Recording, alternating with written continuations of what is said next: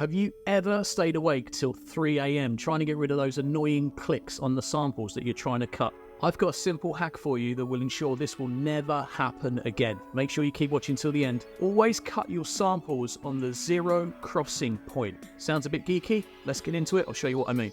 Running through the middle of the sample waveform in your DAW is the 0 dB line.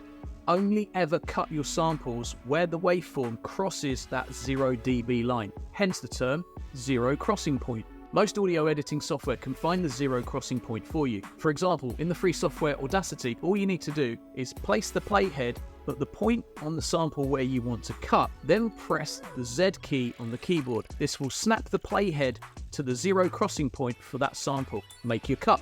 The next time you're trimming your samples, try this technique and let me know how you get on. Trust me, you'll thank me. Please follow, subscribe, like and comment if you got value from this tip.